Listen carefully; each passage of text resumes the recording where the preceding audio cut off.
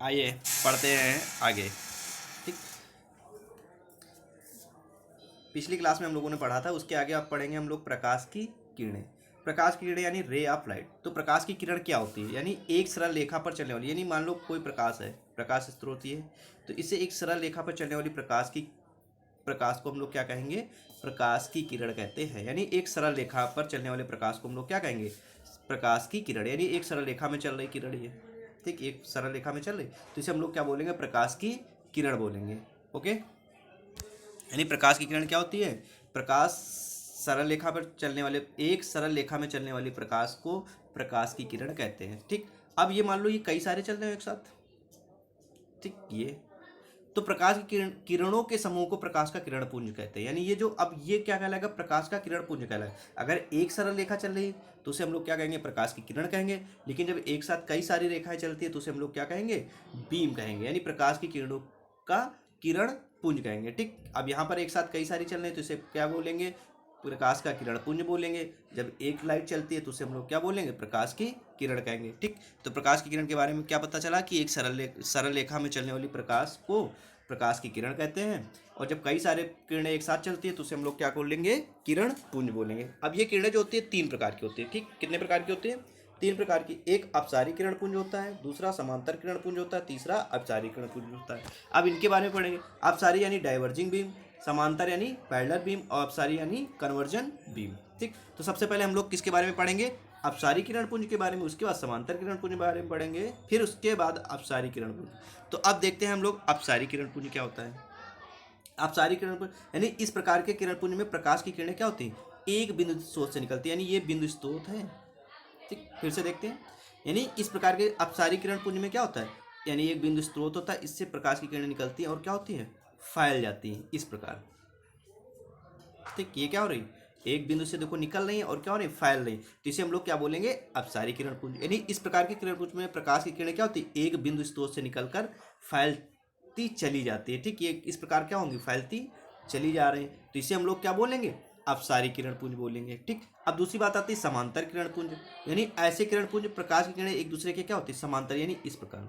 समांतर का मतलब क्या होता है? पैरेलल, एक दूसरे के क्या होंगी? समांतर किरणें। ठीक, ये तो समांतर किरण पुंज क्या होता है? ऐसे किरण पुंज में प्रकाश की किरणें क्या होती है? एक दूसरे के समांतर होंगी, तो उसे हम लोग क्या बोलेंगे? समांतर किरण पुंज कहते हैं। ठीक, फिर नेक्स्ट अपसारी किरण पुंज। अपसारी किरण पुंज क्या होता है? यानी इस प्रकार के किरण पुंज में प्रकाश की किरणें क्या होती है? एक बिंदु पर आकर मिलती है। ठीक, ये जस्ट अपसारी का उल्टा है। यानी अपसारी किरण पुंज में क्या होती है?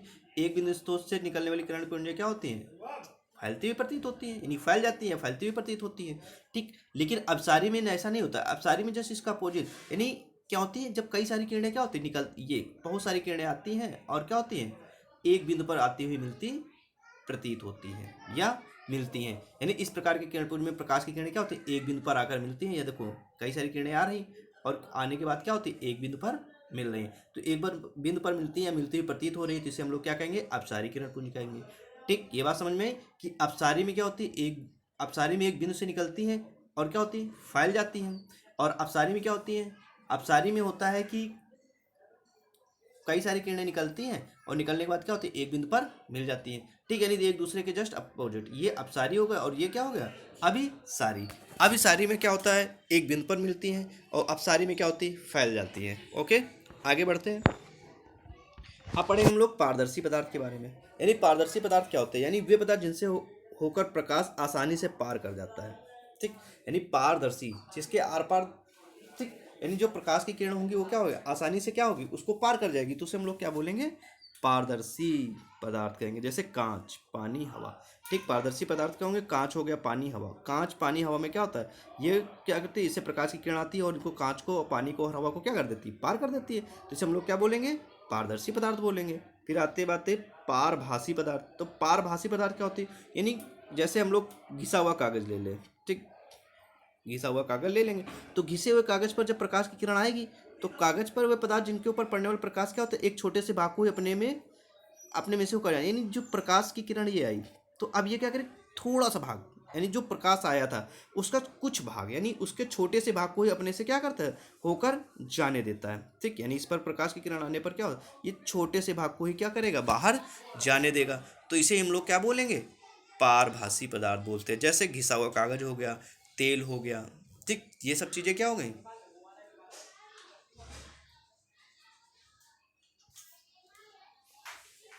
ठीक, यानी वे पदार्थ जो उन पर पड़ने वाले प्रकाश के एक छोटे से भाग को ही अपने में से होकर जाने देते हैं, उसे हम लोग क्या कहेंगे? पारभासी, यानी अपने से छोटे से भाग को जाने देते हैं, पूरे भाग को नहीं। ठीक, और पारदर्शी में क्या होता है? पूरे भाग को जाने देते हैं। लेकिन पारभासी में क्या होता है? वो अपने से घिसा हुआ चीज होती है, यानी तेल लगा हुआ जैसे कागज हो गया, इससे छोटा सा ही भाग क्या होगा? पर उसको पार कर पाएगा, पूरा भाग नहीं पार कर सकता। तो इसे हम लोग क्या कहेंगे? पारभासी पदार्थ कहते हैं। ठीक, नेक्स्ट आता है अपारदर्शी पदार्थ। अपारदर्शी पदार्थ क्या होते हैं? यानी पदार्थ जो प्रकाश को अपने से होकर जाने ही नहीं देते। ठीक, पारभासी तो थोड़ा बहुत जाने भी देता है, लेकिन अपारदर्शी क्या होता है? बिल्कुल भी नहीं। जैसे लकड़ी, ठीक, लकड़ी का टुकड़ा ले लें, लकड़ी के टुकड़े को प्रकाश क्या होता है? इस पार से भेजेंगे तो दूसरी तरफ प्रकाश नहीं जाता है। ठीक, जब दूसरी तरफ प्रकाश नहीं जाता है तो इसे हम लोग क्या कहेंगे? अपारदर्शी पदार्थ कहते हैं। ठीक, यानी वे पदार्थ जो प्रकाश को अपने से होकर नहीं जाने देते हैं, अपारदर्शी पदार्थ कहलाते हैं। आगे नेक्स्ट देखते हैं प्रकाश का परावर्तन। ठीक,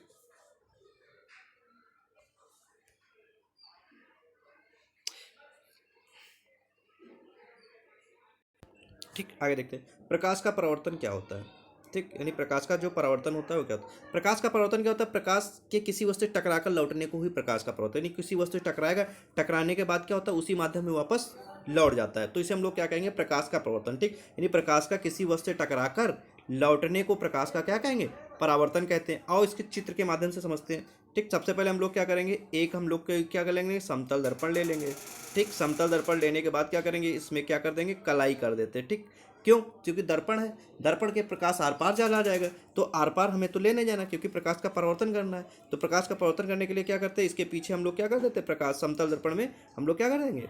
एक कलाई कर देते हैं, यानी पेंट लगा देंगे, जिससे प्रकाश क्या होता है? आर पार नहीं जाता है। ठीक, तो अब समतल दर्पण लिया, उस पर हम लोग क्या किया? कलाई कर दिया। ठीक, अब कलाई करने जब प्रकाश की किरण, ये अब प्रकाश की किरण कोई आई, ठीक, ये प्रकाश की किरण क्या हुई? आपतित हुई। तो जब प्रकाश की किरण आपतित होगी उसे हम लोग क्या कहेंगे? आपतित किरण कहते हैं, यानी इंसिडेंट रे बोलेंगे। क्या बोलेंगे? इंसिडेंट रे, आपतित किरण। प्रकाश की किरण आई, पढ़ने के पश्चात जब इस पे पड़ेगी तो जिस बिंदु पर ये पड़ रही उसे क्या बोलेंगे? आपतन बिंदु बोलते हैं। क्या बोलते हैं? जहां पर ये प्रकाश की किरण, देखो ये प्रकाश की किरण क्या हो रही, ये यहाँ पे पड़ी, इस बिंदु को हम लोग क्या बोलेंगे? आपतन बिंदु बोले। पढ़ने के पश्चात यह क्या होगी? उसी माध्यम में वापस लौट जाती है, यानी परावर्तित हो जाती है, तो इसे बोलेंगे रिफ्लेक्टेड रे, यानी परावर्तित किरण। ठीक, ये बात समझ में कि जब कोई समतल दर्पण है, समतल दर्पण के पीछे क्या कर देंगे? कलाई कर देंगे। ठीक, पेंट कर देते हैं। पेंट करने के पश्चात जब कोई प्रकाश की किरण इस पर पड़ेगी तो पढ़ने के पश्चात क्या होती? उसी माध्यम में वापस लौट जाती। तो जो किरण आ रही है इसे आपतित किरण बोलेंगे, और जो किरण परावर्तित हो रही है उसे परावर्तित किरण बोलेंगे, और जहाँ पर ये दोनों ये पॉइंट पर गिर रही है उसे हम लोग क्या बोलेंगे? आपतन बिंदु बोलेंगे। ठीक, अब आपतन बिंदु बोलेंगे तो अब इस पर क्या हो जाएगा? एक नॉर्मल बनेगा, जिसे हम लोग क्या बोलेंगे? अभिलंब बोलते हैं।